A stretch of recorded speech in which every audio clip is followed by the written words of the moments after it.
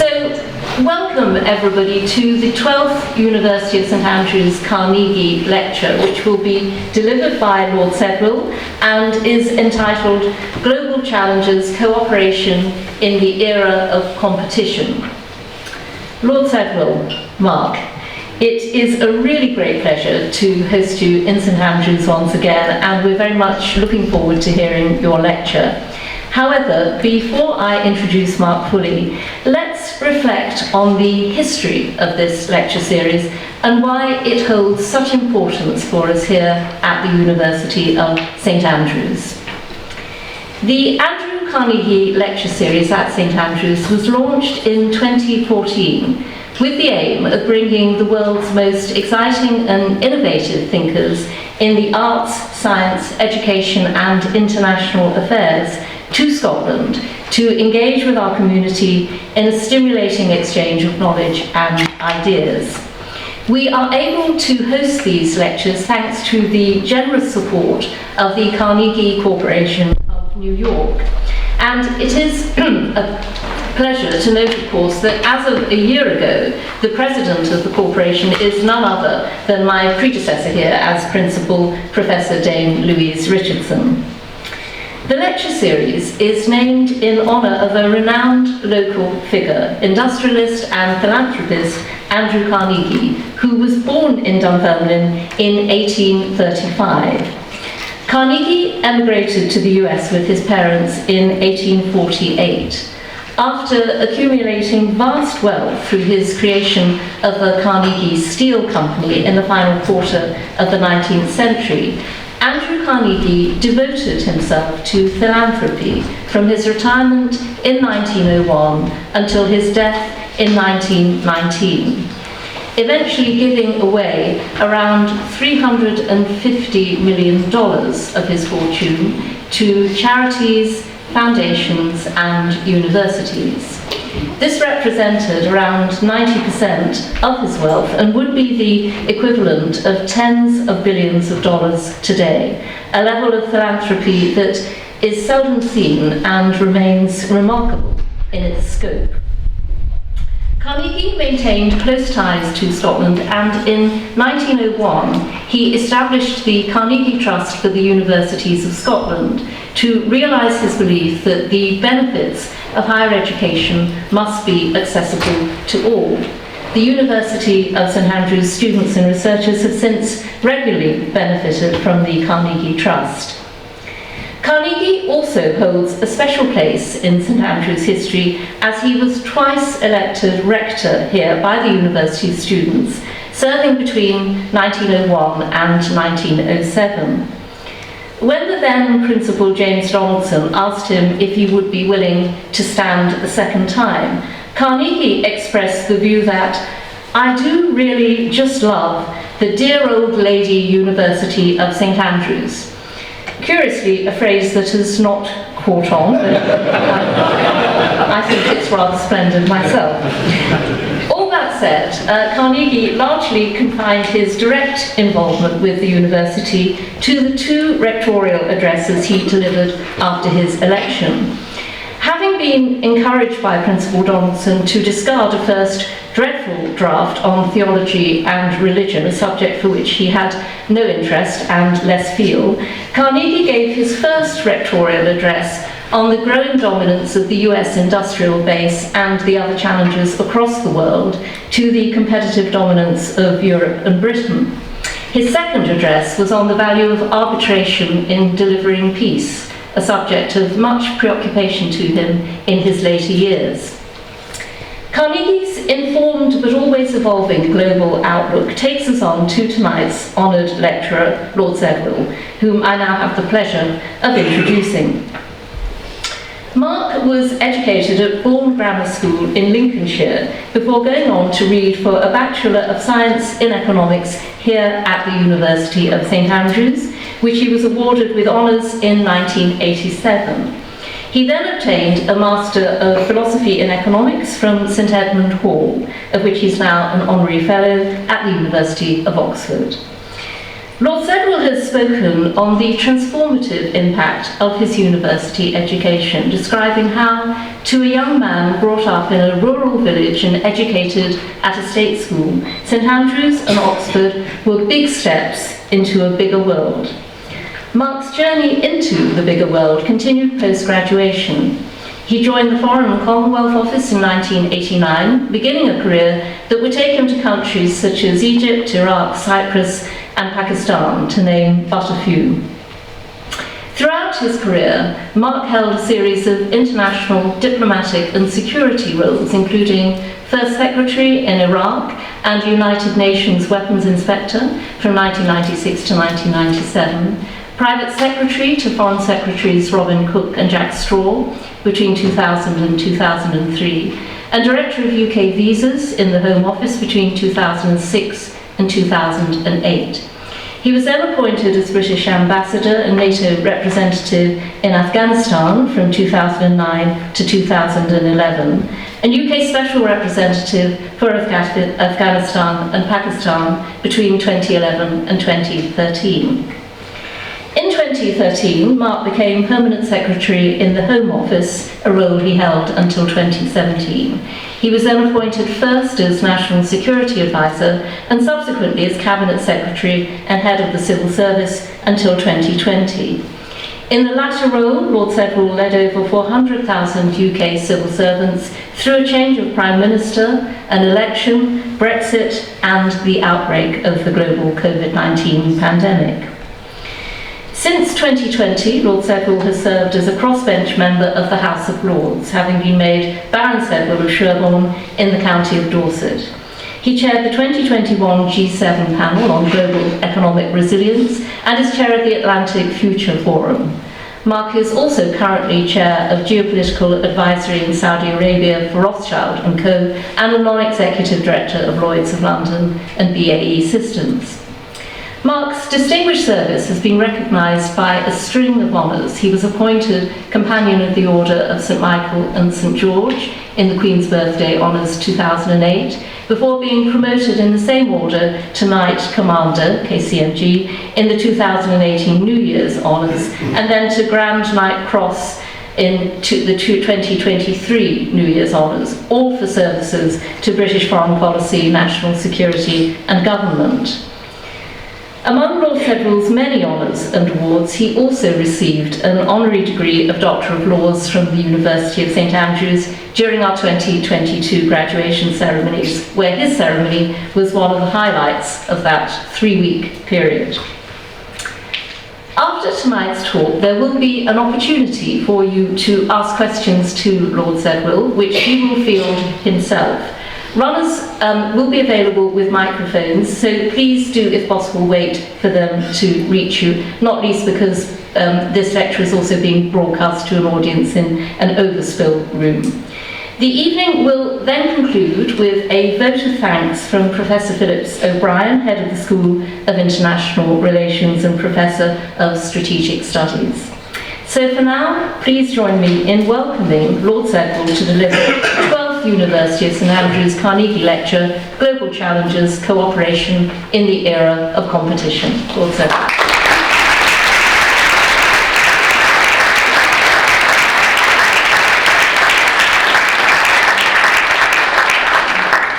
The lecture will be shorter than the introduction. Let me just check, is the mic working, because I was asked to switch it on myself, so I could have got this wrong at the very start. Is it? Are we all okay? Great, good. Well, Principal, Sally, thank you very, very much for that kind introduction. It was 40 years ago I actually came to St Andrews for the first time.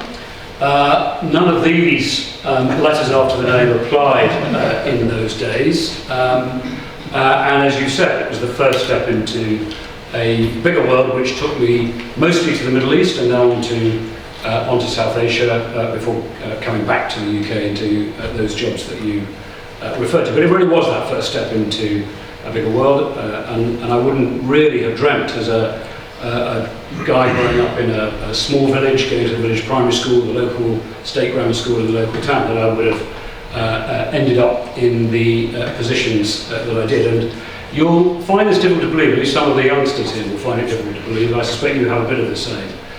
Sally, you still have imposter syndrome, even at this stage, and I still sometimes wonder whether I'm going to be found out. Maybe this evening will be the moment at which that happens.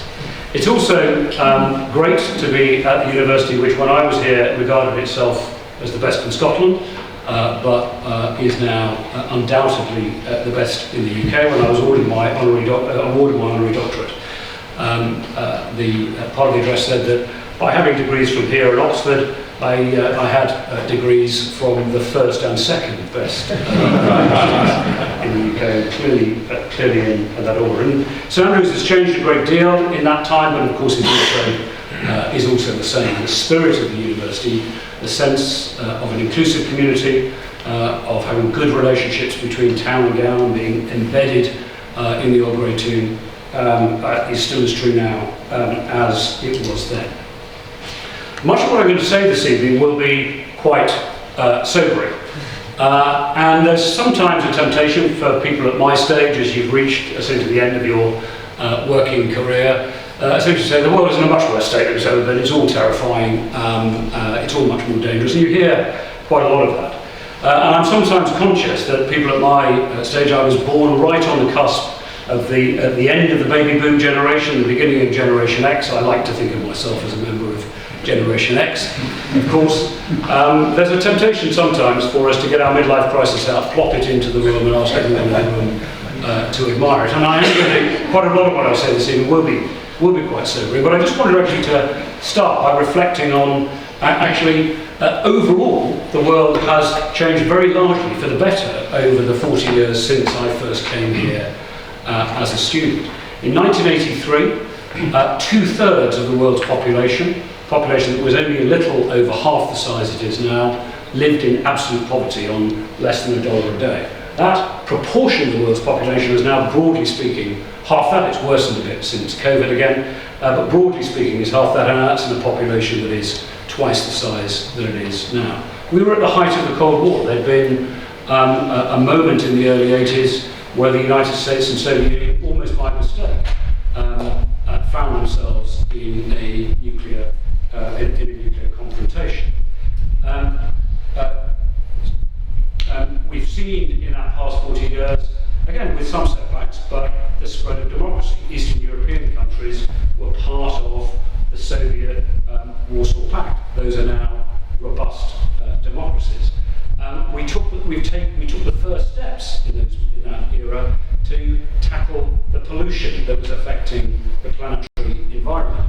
When I was a student, the big story was the ozone layer and CFCs blowing a hole in the ozone layer and the damage that was going to do. By abolishing those, the hole in the ozone layer over Antarctica eventually closed up. We're now moving, of course, on to other environmental issues, but we have shown that we can tackle these things. And our own society has become a great deal more inclusive and tolerant in that 40 years, and no more so than at universities, who were in the vanguard of that movement in the 80s. But many of the issues that many of you would now take for granted were actually at issue at that time. Some of those in the front two rows will remember Clause 28 and the rows around that. And so much of my working life, indeed most of my working life, has been characterised by progress. Progress in dealing with poverty, progress in the spread of democracy, progress in reducing tension in geopolitics, progress in societal inclusion. Now, some of those things have gone backwards. There's a long, long way to go in all of them. But some have gone backwards since the COVID pandemic and with the geopolitical crises of the past couple of years. But the challenge as we hand on to the next generation is whether we can see progress again, secular progress with setbacks, disruption, difficulties and so on, over the next 40 years. So it's one of the students here may be giving the 50th Carnegie lecture a few decades from now, whether you will be able to say the same. And much of that will depend on some of the issues that I'm going to raise with you this evening. The really big story of the next 25 years as we head towards the mid part of the 21st century will be around a range of challenges, and we talked about this in the G7 report that I oversaw back in 2021. Environmental challenges, climate change primary among them, but not just climate change. I'll come back to that. Socio-economic, massive changes, socio-economic changes, and of course geopolitical challenges. And essentially the thesis that I'm going to advance this evening, which goes to the title of this, is that the geopolitical in many ways is the least important in its own terms of those, but is actually going to be the issue that determines whether humanity is able to handle successfully the environmental and socio-economic changes, the massive changes that are coming our way. Those issues are the ESG, environmental, socio-economic, geopolitical, fashion the phrase of the modern era. The question is, can we, by the middle part of the century, get to the point where we have a sustainable environment, where we have prosperous and inclusive societies, and where we have global, not just national security in the era of geopolitics? I believe the answer to that is yes. What I'm going to try and do is address some of the challenges and how we might work through them as we hand on to this, as I said, to that next generation. Let me start, though, with something that I was taught when I was here doing the economics degree of which the principal spoke. And that is a thing called the prisoner's dilemma. When I was here, I started studying game theory. And the prisoner's dilemma, since it's a lecture, I'm in an academic environment, I thought I'd indulge this a bit, but I'm not going to spend the next 40 minutes on it. It did take me a lot longer than 40 minutes to get my head around it. We'll now find out whether I did. The prisoner's dilemma is essentially a foundation concept in game theory, and what it tells you, the reason it's called the prisoner's dilemma is that you have two players essentially in isolation from each other. Can they get to essentially an optimal outcome, which is almost always a cooperative outcome, or will they default to a suboptimal outcome because by being isolated from each other, by not knowing what the other is doing, by not being able to trust the other, they make choices that take them to a suboptimal outcome. And what the prisoner's dilemma tells us is that not only will they end up defaulting to a suboptimal outcome, they will end up defaulting to the worst possible outcome, not only for them as individuals, but for them as a collective. I figure, hopefully I'm seeing one or two nods in the audience, so I think it's a reasonably fair summary. And that underlies much of this question of whether we can secure international cooperation in an era of global competition, or whether we're going to default to an ever more contested world, a Thucydides trap kind of world, if you like. And let me just illustrate why the prisoner's dilemma matters. I'm not going to talk about it on all of the issues, but let me just illustrate why it matters on climate change. So, most Western countries, actually with the UK first, have committed to net zero carbon by 2050, and many other countries, China, etc., have committed to it within a decade or so of that. And that is going to require huge transitions within our economies and societies. It's going to require massive investment, as you know at this university, because you're very much in the vanguard of this campaign and showing how it might be achieved. And if you had any politician from any of the leading British political parties up here, they would be and genuinely completely committed to that goal. It's not going to be a matter that's a question in the general election. There'll be questions about the pace and realism and so on, but the goal itself is now settled. Not true in the United States, of course, where the former President Trump, is running one of the campaign slogans he's running on is "Drill, baby, drill," which is essentially the resurgence of the use of hydrocarbons in the United States, but it is undoubtedly the case here. However, and this is where the prisoner's dilemma comes in, if all of the commitments made at all of the various COP meetings from Paris through Glasgow a couple of years ago through to COP28 this year are met, including the aspirational ones for which there are no programs or funding and in some cases technology yet, then the average global temperature by the middle part of the century would be somewhere between 1.5 and 2 degrees above the pre-industrial level. And as those of you who follow this will know, 1.5 degrees is essentially the threshold the UN Climate Change Committee has set on essentially being able to contain the effects of climate change. Almost all of the volatility, this is non-linear, almost all of the volatility that we've seen in the weather over the past few years has come within the second half of the 1 degree that we're already at above pre-industrial levels. And so, as I say, it's non-linear, so further volatility will come as the average temperatures rise to that level. That's it. So if every single commitment is met, every single, including aspirational ones, 1.5 to 2 degrees. If every country just sticks to the commitment that they've made, for which they have made legal commitments within their own legislation, or have programs for, and so on. So just those, so meeting the commitments they've made, but not all the aspirational ones, 2.5 to 3 degrees. And that is a truly scary prospect. And that's without any country resigning from the commitments made. And as I've said, that remains a possibility with one of the most important, arguably the most important, the United States. Now in that world, if by 2035, 2040, 2045, it becomes apparent that we're going to miss the target, then governments in the UK, elsewhere, who own, broadly speaking, 1% of the planetary commitment to net zero, but 100% of the climate resilience challenge here, bigger flood defences, bigger Thames barrier, Thames barriers across the Clyde and the Forth and the Tay and the Tyne and the Bristol Channel and so on and so on. If they are faced with the fact that the world is going to miss the target and the volatility of the weather is increasing and there's ever increasing flooding, then the hard incentives on them to invest the marginal pound, or indeed the marginal 50 billion pounds more likely, not in further efforts to achieve net zero, but to actually protect us against the effects of climate change, will become, in my view, overwhelming. And that's the prisoner's dilemma. That unless we can all carry on cooperating, the world as a whole can carry on cooperating to achieve this net zero target.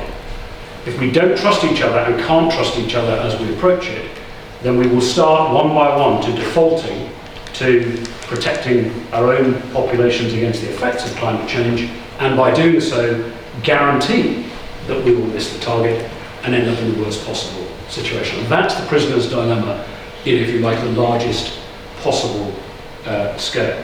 Which is why global cooperation, fragile though it is utterly essential to that effort. And by the way, one can apply the same argument, I'm not going to talk it through in the same detail, but one can apply the same argument to the other environmental challenges. Biodiversity, plastics in the ocean, AMR, pollution, and indeed the possibility of further pandemics. But it is really acute in the case of climate change. The same is true of some of the socioeconomic challenges. And there is immense socioeconomic change coming. And I just want to highlight really three. What usually happens in the first couple of questions is you talk for 45 minutes or longer and you didn't mention X. Sorry. Whoever has a go at that gets a free hit in a few minutes time. But there are sort of three sets of changes that I think it's just worth touching. The first is economic centres of gravity in the world are shifting, and shifting quite radically, but in multiple directions at once. We've all seen, really since the accession of China to the World Trade Organization, the shift to not just China, but East Asia, as the primary source of global growth, and in particular the growth of international trade. That is set to continue. But at the same time, what we've seen really since the financial crisis is an increasing concentration of capital in the United States. If you invested in 2008 in an index tracker fund that was global, that essentially therefore just tracked the biggest companies in the world, just as many tracking funds do in the UK, then about 40% of that tracker fund would have been invested in the United States. That number today is 70, and it's set to rise. And some of that is down to US administration policies over successive administrations, in particular pouring capital into into the markets with very low real interest rates, quantitative easing, etc. It's been happening elsewhere too, of course, as we know here, but the scale of it in the US outweighs what's elsewhere. It's also happening because the Magnificent Seven, as they're known, the 7 big tech companies, which are now as dominant in the 21st century as actually the 7 sisters, as they were known, the 7 big oil companies were in the economy that Andrew Carnegie was familiar with in the late 19th and 20th centuries. And they have generated so much capital, so much profit, that that's driving more and more capital into the US market. But what that means is there's less capital available elsewhere. And that's a very profound shift as well. And the third is that after a long period in which globalization seemed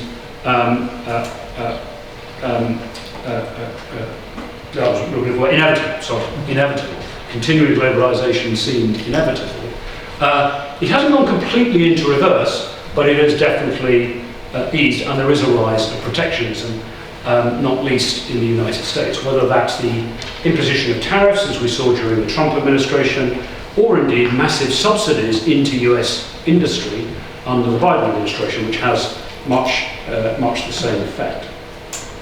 We shouldn't overstate that. China is still the largest source outside the NAFTA area of exports for the United States, and the largest source altogether of manufacturing imports into the United States. So although there is clearly an effort driven by security concerns to tighten up on technology transfer to China from the United States, the economies still remain highly integrated, but there is undoubtedly a protectionist move around. And like the example I gave on climate, protectionism, we know, because we've seen it in the past, there's lots of economic history on this, the prisoner's dilemma really applies. Once one country goes protectionist, others then follow it in order to protect themselves. The EU is exploring similar measures to Biden's Inflation Reduction Act subsidies, and of course smaller economies, offshore economies, as the UK now is, struggle in that world. So those changes are massive. There's a second set of changes which are demographic. In the middle part of the century, half the babies born in the world will be born in sub-Saharan Africa. Every other part of the world will have an ageing population. Most already do. China's population is already declining as a result of the one-child policy, relaxed in the last few years, but actually too late to have much effect on that secular decline. And that has consequences for dependency ratios within our own societies.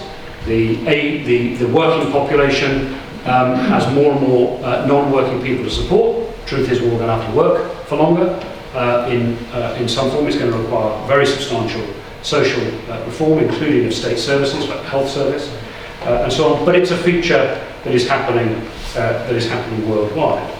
And if you think that the headlines on migration right now are challenging, just think what happens when we have those huge imbalances in young, productive, economically productive people who will find, as the Sahara spreads south because of climate change and economic opportunity without massive intervention, declines, will start having more. And we get a fraction of the number of migrants, legal and illegal by the way, that come into Western Europe, and they get a fraction of the number that already move within Africa, let alone will be the case in the middle part of the century, unless we put in place some forward-thinking, progressive policies in order to deal with it, help with the economic development of those countries. And the third big socio-economic change is, of course, the technological revolution, the fourth industrial revolution, which will have greater social and economic consequences than any of the previous ones since the first. It will almost entirely be positive, by the way. This is a combination of technologies from AI and quantum computing, machine learning and so on, through to synthetic biology and potentially fusion power, which could offer the opportunity for essentially limitless, cheap energy, and would be utterly transformative to humanity, not just to to our economies. Now, you can't have a conversation about the tech revolution and AI without someone popping up a picture of the Terminator or the Matrix. And we obviously have to regulate the risks, and indeed in terms of dealing with the international consequences of this, there was an effort made by a conference led by the UK to harmonise regulation of artificial intelligence, which is a good initiative, clearly. But there will also have to be elements of defence and deterrence and arms control as we think about the applications of new technology, AI, quantum computing, etc., another than synthetic biology in military means. But there are ways of handling all of that. And as I say, the results of this technological revolution will be highly disruptive to many. It will destroy lots of jobs. It will automate in areas in white-collar work, the way that previous revolutions have automated blue-collar work, but it will also create huge new economic opportunities. And just think, when I'm in my 80s, say, there will be technology that will in effect provide for me the services that I would have right now if I had a butler, a housekeeper, a gardener, a chauffeur, a personal doctor, and all the rest of it. That are essentially only available to the truly wealthy. We will all have access to services like that provided by technology, and that will be truly transformative and will help, hopefully, keep people economically active for longer. But here again, in those areas that are relevant to geopolitics, the prisoner's dilemma applies. We can only regulate AI effectively if we all regulate AI effectively and in a way that is transparent. We can only deal with the potential risks of synthetic biology, particularly if AI, by the way, is part of the technique of creating new viruses and other elements of synthetic biology, if again we all regulate it to the same standards and transparently. And that's why I said part of the answer isn't just in harmonised regulation, because people cheat, countries cheat, criminals aren't properly tackled.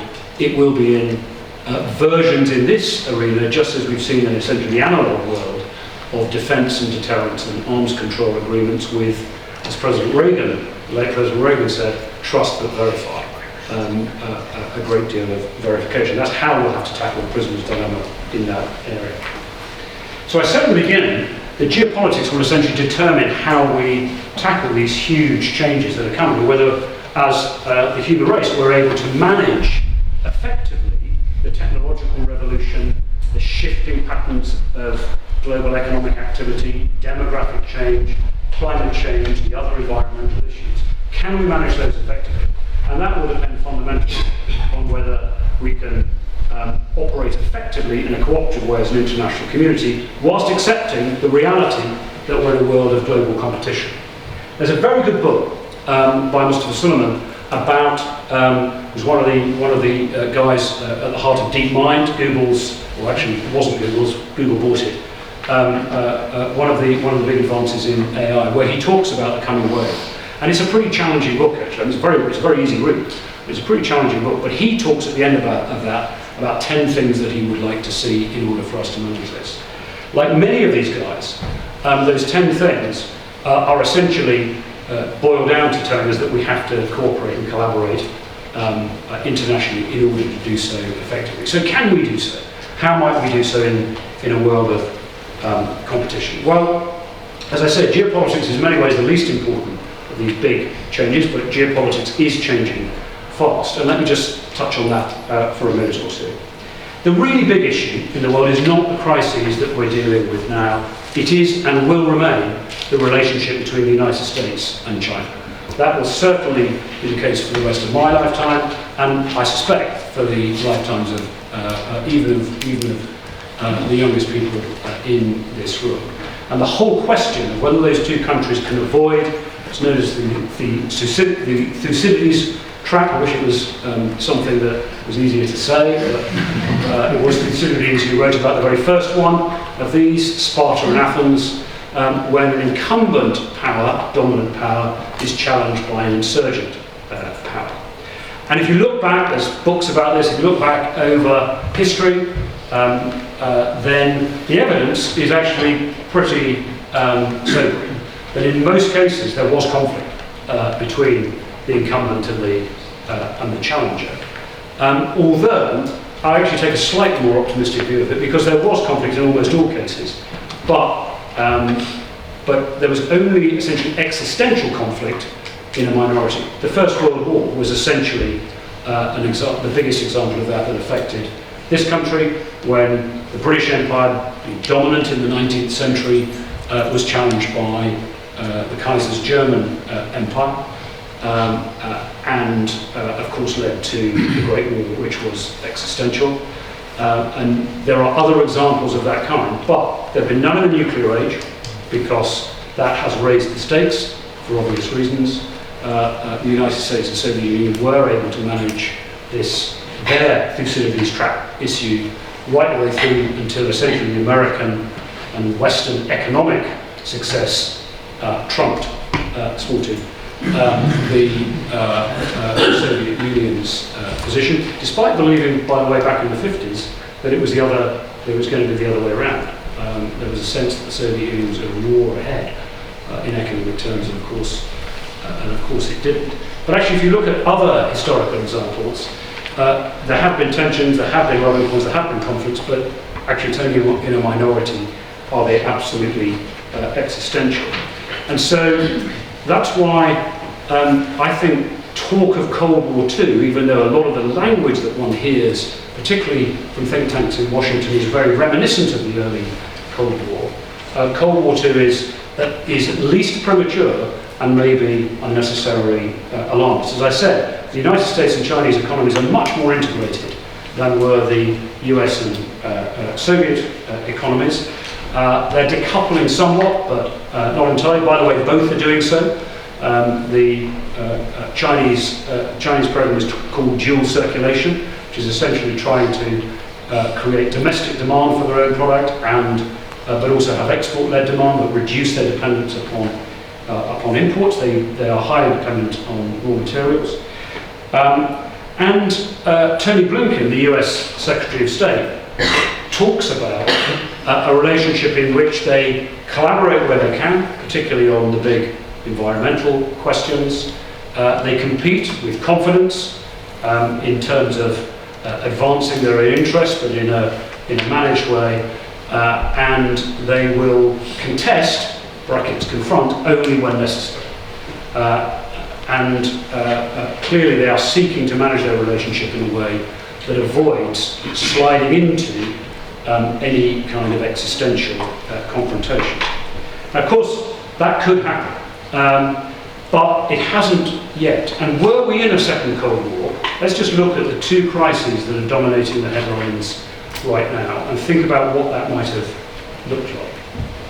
Had a Soviet ally, and remember Putin and Xi Jinping talked about their no-limits alliance, no-limits partnership just before the invasion of Ukraine, had a major Soviet ally invaded another country in the course of the Cold War, there is no question that the two superpowers would have found themselves being drawn in on either side. Now, what's happened here is the United States and United States allies have been drawn in, not directly on the ground. Actually, in the Cold War, that was often also the case, but in providing all of the intelligence and military support to Ukraine they've needed in order to be able to resist the Russian invasion. China has stood aside. There's been lots of political rhetoric, support in the UN. By the way, they've abstained. But on the really crucial issues, when Vladimir Putin was making nuclear threats, he was essentially wound back quite hard by President Xi Jinping, who clearly didn't want any sense of that. And that rhetoric diminished quite quickly after he heard that signal from Beijing. And I was at a conference in Singapore just a couple of months after the invasion of Ukraine, in which the then Chinese defense minister, who actually retired with honours at the end of the last People's Congress. He was then replaced and that guy was sacked. But this guy had a long and distinguished career. Was asked a question about whether China was going to supply weaponry to Russia in the invasion of Ukraine. And Chinese ministers don't do sound bites generally, and he said not one bullet. It was really striking. And as far as I know, and certainly talking to people who now see the intelligence, etc., I used to see, that is pretty much the case. There's been almost no arms supplies from China to Russia, which, had it happened, could have been game-changing for the course of the conflict in Ukraine. And if we were in the Cold War, if this was a Cold War like the first Cold War, then that would undoubtedly have happened, even if they hadn't been drawn in directly. Also striking, by the way, China has benefited from this. They bought Russian oil at bargain basement prices and have burnished their credentials in much of the global south, etc., as well, because of the stance that they've taken. So they're not benign, but nor have they've been very careful not to be dragged into essentially a direct confrontation with the United States, despite the fact that it is their supposed no-limits ally who advanced the campaign in Ukraine. If you think about the Israel-Gaza crisis, then look back to previous crises, again during the Cold War. Many of you will have seen the recent movie about Golda Meir with Helen Mirren. If you haven't seen it, I recommend it. It was brilliant. But one of the issues around that time was the United States and Soviet Union risked being drawn in, and one of the things that was dominant in the mind of the late Henry Kissinger was how to avoid that. And again, that hasn't happened at all over the conflict in Gaza, at least yet. The American deployment of aircraft carriers is designed to deter Iran from becoming directly involved. And Iran is, for obvious reasons, very close to Beijing. But again, China is being really careful not to get dragged into a direct confrontation with the United States, and has been silent as a beneficiary, if it works, of the recent military action to try and stop the Houthis disrupting international shipping, because it is, of course, international shipping from China and the Far East that is being disrupted.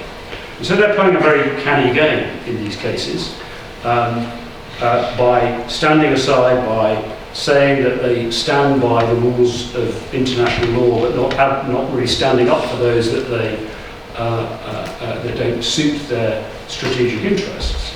They actually are benefiting from these situations, which the Americans still are the only country who can actually really make a difference. We couldn't be dealing with the Houthi issue without the United States, and of course the United States is essential to the defence of Ukraine. So I'm actually reasonably optimistic that the United States and China can manage their relationship in a way that avoids a second Cold War and avoids drifting into confrontation, and therefore means there is the space for them to collaborate on some of the big environmental and other socio-economic challenges. But I will finish in a minute or two with a cautionary note even on that. Let me just touch on another couple of things. The other big feature in geopolitics, which we've seen arise in the last couple of years, is essentially the resurgence of non-alignment. During the Cold War, there was a group largely aligned with the G77 called the Non-Aligned Movement. India, very much in the vanguard, led by Nehru, India's first post-independence Prime Minister, and many of the post-colonial leaders across Africa and elsewhere. And there were good strategic reasons for those countries to choose to be non-aligned. Some were more naturally aligned with the Soviets, some were more naturally aligned with the West, but they chose to take a position which essentially meant that they weren't going to formally align with either. And that phenomenon is back in the world today. There are many countries, people talk about a world that's going to bifurcate, with decoupling, de-risking, etc., etc. Well, as I've said, there's a lot less to that than sometimes meets the rhetoric. But also, there are many countries in the world, indeed the majority of countries in the world, who are simply not going to make that choice. They're not going to allow themselves to be forced into a binary choice between aligning with the United States and their allies, or China and theirs. And India, Brazil, the Gulf countries, most of Africa, Southeast Asia, etc., are very much in that camp. And it doesn't have the formality yet of the capital letters non-aligned movement, the NAM of the Cold War, but it is undoubtedly a phenomenon. And they are determined that Western countries and China are going to compete for their attention, for the resources that they can bring, and indeed for the economic weight they now bring to the modern world, which is totally different to the latter part of the 20th century in which the Cold War took place and the first non-aligned movement happened. And by the way, the Global South, that new non-aligned movement is one that we have not paid enough attention to over the past couple of decades, and we need to get back in there if we are going to compete successfully, including in countries with which we have a very strong, the UK has a very strong relationship. I've mentioned the two key crises of our time, but there are, of course, could be many others over the next 25 years. There have been a range of coups across Francophone Africa. North Korea remains an acute point of tension. It could be another 9/11. One of the arenas that we haven't had to think about before, but is an arena of geopolitical tension, is the High North, as the Arctic ice caps melt, polar ice caps melt, and the High North opens up. Then China and Western Europe become in the same hemisphere there. We're used to thinking of the world with those flat Mercator projections, which have, standing your way around, China, Japan, etc. over there, and us and the United States over here, considered a long way apart. Well, let me just tell you something about North Korea. The world is round, by the way. Here first. Pyongyang is closer to London than is Los Angeles. So if Los Angeles is a threat from North Korea, we are too. Seattle is further from Pyongyang than Berlin. And as the High North opens up and the trade routes open up, then the North Atlantic and the North Pacific essentially connect. And there are all sorts of questions around the management of natural resources in the High North, the regulation of those trade routes, and that could be a source of tension. There could be a crisis there, not least because the Russian border along northern coast along most of it. And then finally, flashpoints. We've had the first of the elections in 2024. One of the two most important. Ours is not the other. Whisper it quietly. Taiwan. The other important election, of course, is in the United States. But the one area that there's a risk of a superpower confrontation is around Taiwan. By the way, I do not accept the argument we hear sometimes in Washington that China is ready for an invasion of Taiwan in the very near future. It is a really forbidding military challenge. Amphibious operations are 10 times as hard as land-based operations. The topography of Taiwan is really challenging. The Chinese military have no experience of this kind of operation. So that isn't the real risk in the very short term. We never rule these things out.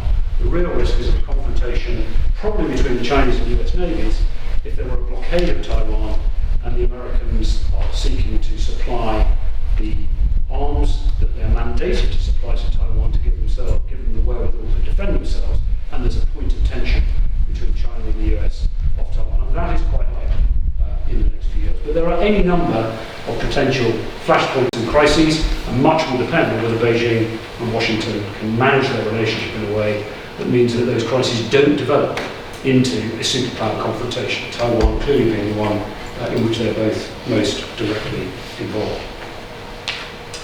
So the big risks over the next 25 years, and we identify this in the G7 report, are not necessarily single source risks, like a geopolitical crisis, the invasion of Ukraine, or the pandemic. It's actually the really big risks come from an unpredictable combination of things happening at once. A major environmental crisis that has a massive disruptive effect on a crucial country, that creates a migration crisis, that has political effect, etc. And it's that kind of chain reaction. The sort of chain reaction we saw with the Arab Spring about a decade ago, but on a global scale, and provoking instability everywhere, and then forcing the superpowers to work out how they're going to manage their relationship and manage those crises. So those are the kind of things to look out for. Don't think it will all be kind of single source crises of the kind that we've seen in the past. And how well we deal with that as a Western alliance will depend fundamentally on how much solidarity we show each other. And I can talk about that more in questions. Finally, let me conclude with this. In 1959, President Eisenhower and General Secretary Khrushchev, the leader of the Soviet Union, met in the United States. Khrushchev had just done a tour of the United States. This was very much at the height of the first phase of the Cold War. There'd been McCarthyism in the United States. There were fears of Reds under the beds and all the rest of it. And there'd been a series of tensions really between them. And they met in Washington. And the communique at the end of that was banal. It just said there'd be a mutual exchange, they understood each other's positions better, and committed to continue to meet. A communique that was echoed almost word for word in the meeting between President Biden and President Xi Jinping in San Francisco last autumn. They also agreed they'd continue to meet and they would find a way of stabilising their relationship. Within 1 year of Eisenhower and Khrushchev's meeting, Gary Power's U-2 had been shot down over the Soviet Union. Within another, the Berlin Wall went up, and a year after that we had the Cuban Missile Crisis. Now, the Chinese balloon shot down over the United States was not Gary Power's U-2. There isn't a Berlin Wall. But there was a moment in 1959 when Eisenhower and Khrushchev first met that there was a sense that actually those two superpowers were going to, did recognise they had to have peaceful coexistence, did recognise that strategic stability required them to live alongside each other, to manage the tensions between them, to compete, in Blinken's phrase, to compete, but to find ways they could cooperate and avoid confrontation. And within 2 years we had the Cuban Missile Crisis, the most dangerous moment in the Cold War. The question for Beijing and Washington now, whoever's president in Washington, we're going to be President Xi Jinping for a little while yet in China, is does it take another Cuban Missile Crisis for them to realise just how important it is for them to manage their relationship in a way that offers that kind of strategic stability?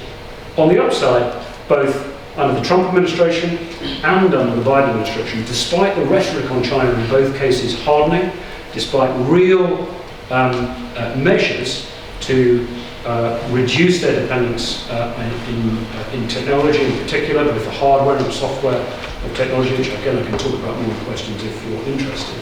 There is a determination, I think, on both sides. They do recognise that there is a determination to avoid it.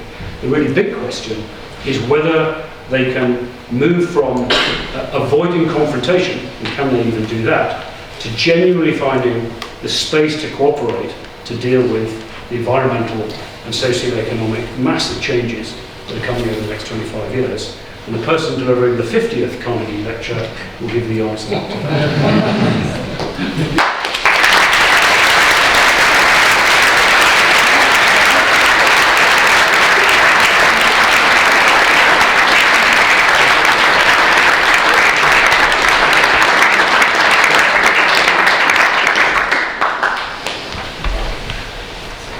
Where that's turned on.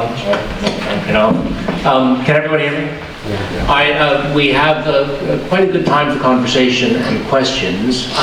First of all, can I see how many hands we have to start with? We might do this in groups, considering, yes, that was my worry.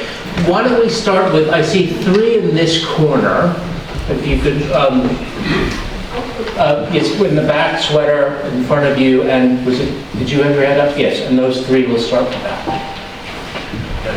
You're stop when I run out of paper.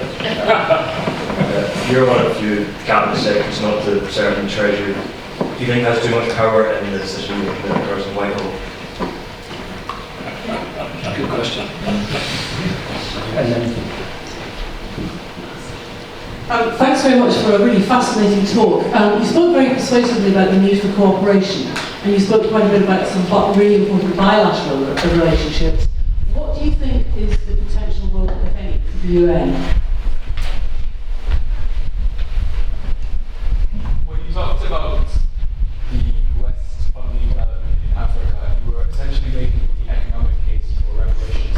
Do you think there is room for a moral case for reparations as well? Sorry, for a moral case for reparations. shall I take those three? take those Quite a range. Well, just on the first, Frances Maud has just produced a report on governance in Whitehall, which she says the Treasury does have too much power. We're unusual in this country in that the Ministry of Finance and Ministry for the Economy are essentially in one department. And there's quite a lot of arguments about whether that's a wise thing, and does it mean that the fiscal priorities of the Treasury always trump the longer-term economic agenda. I think you can organise government in different ways. The Ministry of Finance is always going to be very powerful because in the end so much, 40% of the economy or more, is in the end funded one way or another by the taxpayer, and therefore the Ministry of Finance, the Treasury, is always going to have a huge amount of power. I mean, I was unusual in having not come from the Treasury, although one or two previous cabinet secretaries had also run the Home Office. I don't think they said that's a particular issue. I think the key thing in the end is whether does government have of any party, have a really coherent long-term plan for the economy. Business craves stability. One of the things, I was listening to a podcast earlier, and I think there have been 11 different industrial strategies in the past 13 years. That number may not be quite right, but it was quoted by business, and he clearly thinks it was right. Business can't operate that way. So actually what is more important is stability in the economic management of the country.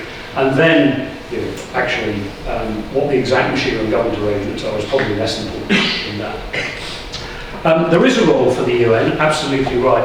If we didn't have the UN, we'd have to invent it. I think that's the sort of thing that people often say. And of course, what tends to happen is if you have periods of when the superpowers are essentially in a contested, the Security Council in particular just becomes deadlocked. And that's largely what has happened. Although they did manage to pass resolutions recently, where I think veto had been expected, but actually all we got was abstention. So it's not impossible.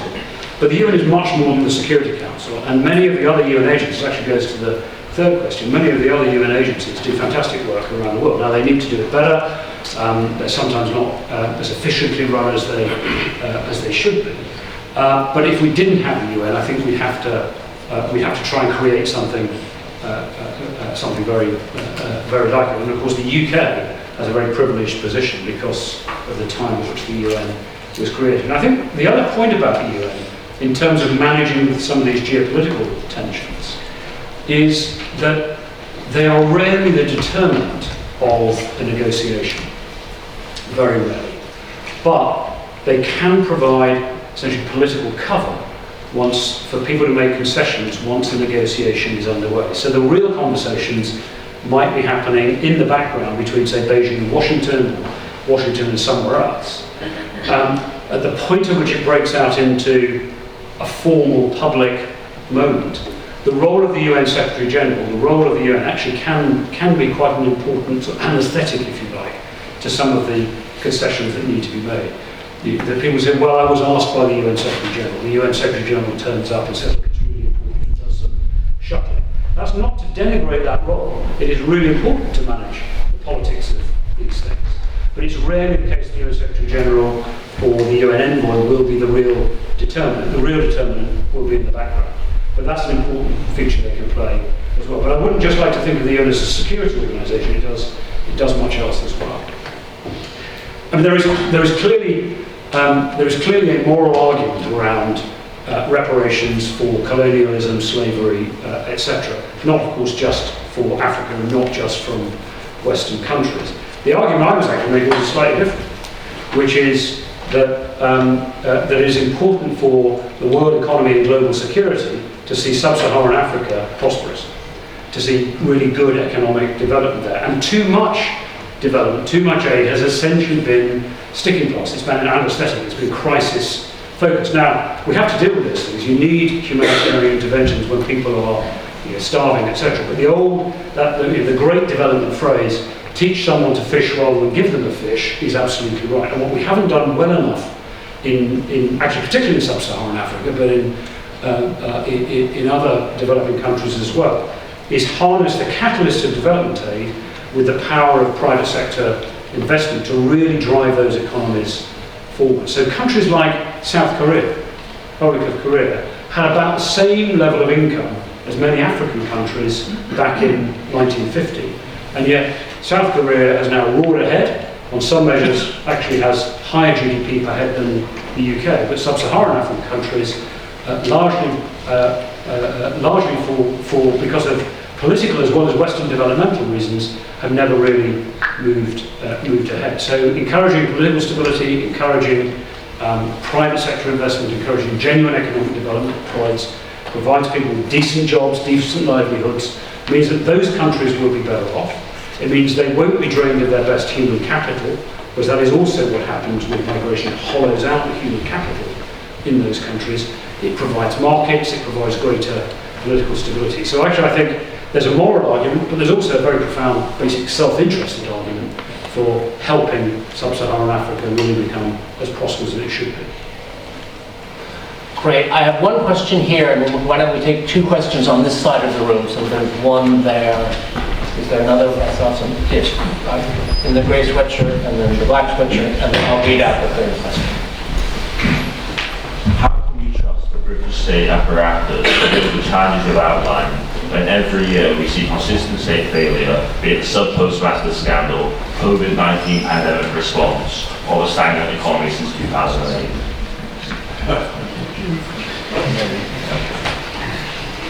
And in the beginning you talked about the prisoner's dilemma and how the prisoner's dilemma would cause all players to affect each other, but isn't the essence of the iterative prisoner's dilemma quite the opposite, that players will cooperate, and isn't like global politics much more defined by the iterative prisoner's dilemma than the one-time played prisoner's dilemma? And the last question is one that's been written down. In response to your point around the insurgence of non-alignment, do you believe this is because of issues of hierarchical international power systems? Wow. So we should stop that. So let me just take those all. By the way, I don't think all of the examples that you gave are fair descriptions of British state failure. We'll see what the inquiry says about COVID-19, but actually, if you look at how we did compared to most other states, it was pretty much the same. There were definitely things we got wrong. I said that in my long day of evidence before the inquiry. There are definitely lessons we must learn, and I hope the inquiry will learn them. And nor actually do I think the stagnant economy is entirely down to the states since 2008, although other economies have undoubtedly done better than ours. Issues like the sub-postmasters, and actually a much worse issue I faced when I was at the Home Office of organised child sex abuse, for example, in which people who were expecting rightly the protection of the state were actually abused through institutions, at least funded by the state. Those are really huge. Those are really huge scandals. And in the end, the only thing you can do, we have to have a state. We have to have governments. The only thing you can do is make sure we learn the lessons and make sure things are better next time. And that requires transparency. It requires brave journalists. It requires people to bring this to the public attention. It's striking, isn't it? It took a television drama to really put this at the top of this issue, this long-running scandal at the issue of at the top of the public mind. And it definitely means reform within the state, because this was something that never crossed my desk when I was Cabinet Secretary. And having done so, I hope I would have tried to do something about it, but it never did, and that's definitely a systemic failure. So there's a lot of reform. You're absolutely right to make the criticism. There's a lot of reform we need to try and get these things right. But transparency, accountability, democratic systems are fundamental to it, because that's how the citizen holds the state to account. And by the way, that means the generation here who tend not to vote should do so. Well, really, really important that you participate in politics, because that is the way you can make a change. Second question: I detect someone who actually knows something about game theory, iterative prisoners dilemmas. I remember doing that myself. And you're absolutely right, but actually it depends on the initial conditions, as you know. You can iterate to either a non-cooperative or a sort of cooperative outcome, and it depends on whether it's a limitless or a time-limited iteration and all that kind of stuff.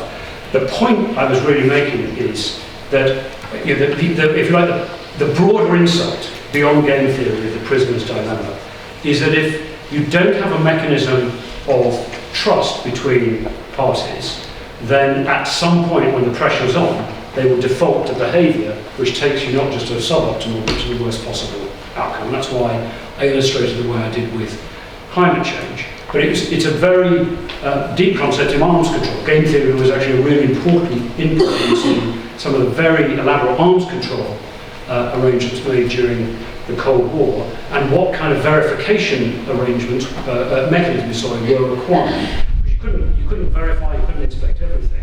What was sufficient in order to give confidence that the other side wasn't cheating on its commitments. And game theory and this iterative prisoner's dilemma was important to that. But the basic insight is the one I imagine you probably accept. Your point is also right, that if everyone knows they've got to live together in the future, which is essentially a iterative prisoner's dilemma, well then let's figure out they've got to live together, and that's sort of the basis of peaceful coexistence as well. Hierarchical international system. I'm not sure it's hierarchical, but it's definitely imbalanced, and it always has been. There are some states that are more and some states that are less powerful, and that is just a fact of history as well as of the modern world. By the way, there's quite a wrench in many communities in the United States into this world of the multipolar world, the world in which there is a contest for influence between themselves and China. And it's because they forget that the unipolar world, there have only really been two moments in the last several hundred years when there's been a unipolar world, and both of them lasted about 25 years. That's when the British Empire was dominant in the middle part of the 19th century, and it was only for about 25 years, not the sort of 200 and something that we sometimes remember.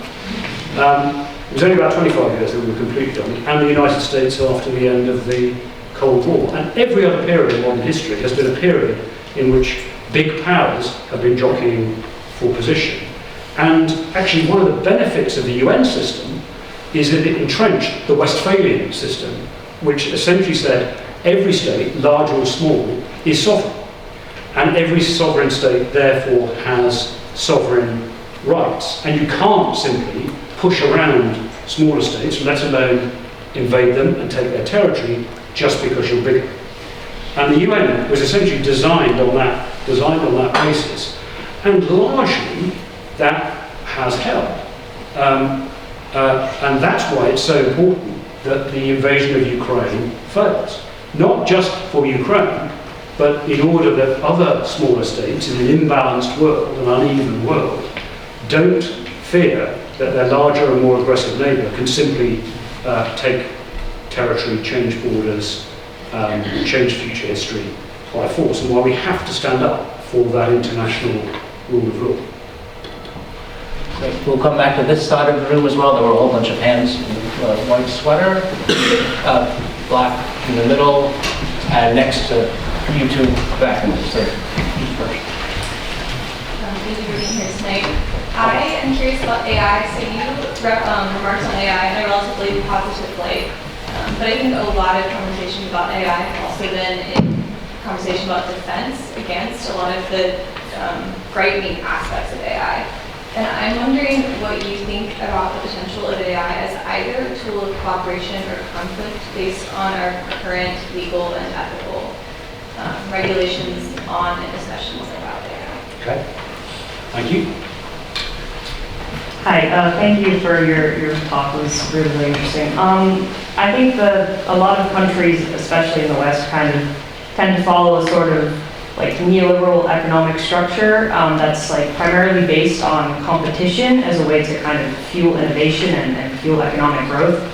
Is there a way for economics to kind of switch towards a more cooperative approach? And is there a way for kind of economics to be reformed to allow kind of more equal living standards and just kind of, yeah, is it possible for economic growth to occur in any setting other than competition? Thank you for that very inspirational talk. So you agree that Taiwan could remain as a source of major tension and potential conflict between the US and China, although I also agree with you that there's probably not going to be a war in the close future.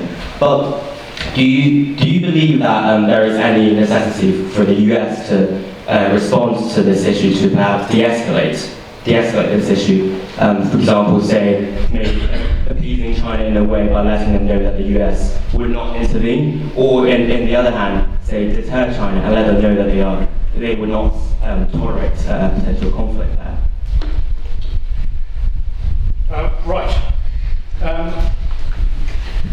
Some of these are kind of outside my comfort zone. Let me say them one by one.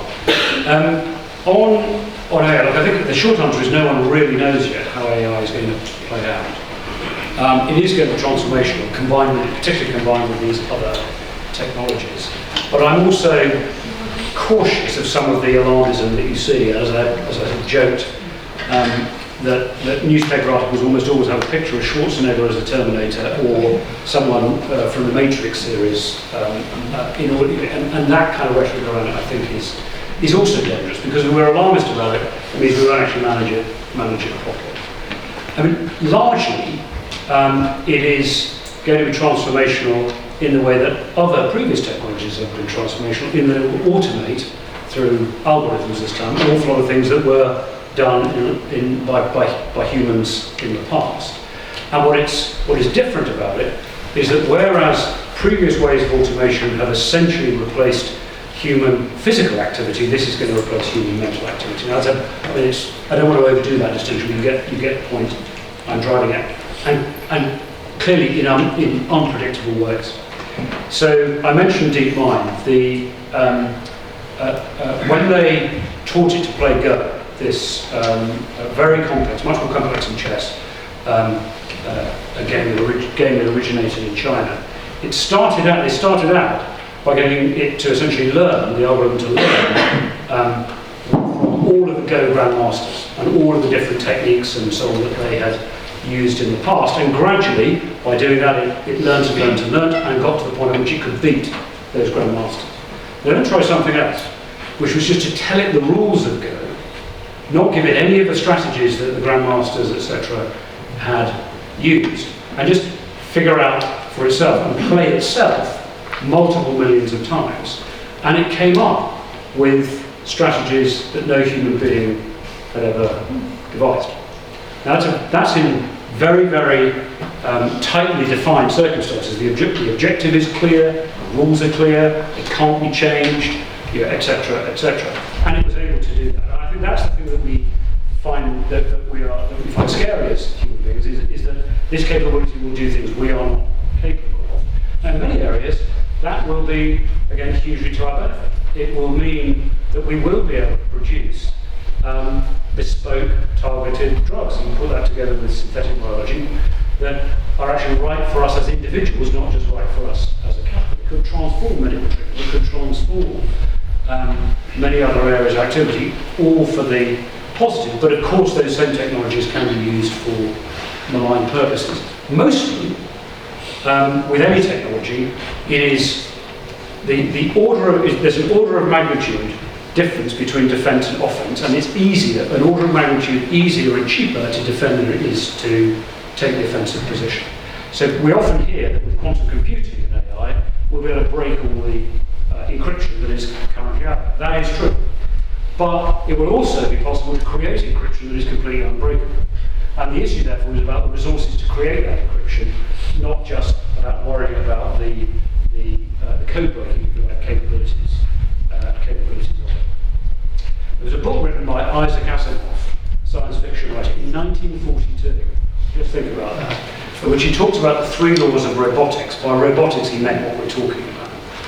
And the first law, some of you will have read it, some of you will have seen the Will Smith movie. The first law was a robot, AI if you like, can't harm a human being. The second law is they must follow the instructions of a human being unless it conflicts with the first law. And third, they should protect their own existence unless it conflicts with laws 1 or 2. If we could find a way of agreeing that something like that sat in the core of every AI capability and couldn't be amended, we probably wouldn't go far wrong. Now that, I'm not an expert on how you do that, but I don't even know whether it's possible. But it is striking that someone 80 years ago was able to identify some of the things we need to be thinking about long before this capability was produced. And I think there must be ways of managing it, but it will be complex, and as I said, there will be elements of defence, deterrence, arms control in that area as well. Cooperative versus competitive economy. It's been tried, never worked, is the short answer. I'll give you a very simple example just from the other day where I actually addressed exactly that question. There is one petrol station in my local town, the service at which is rubbish. And I'm absolutely convinced if there was another one, it would be better, because we'd all go to the other one. They have a monopoly in the town, there are always queues outside it, they can afford the service to be rubbish. The newspapers are never there on time, the card machine is never really working.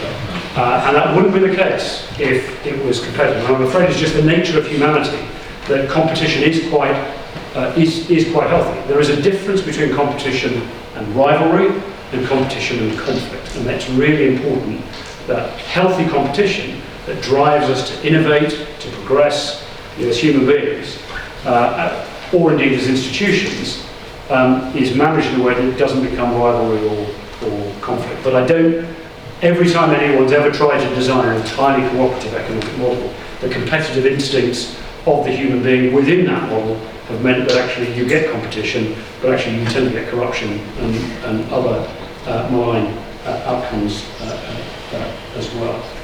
I mean, on Taiwan, I think the important thing here is that there is actually essentially an agreement, as you might be aware, that is the source of stability, which is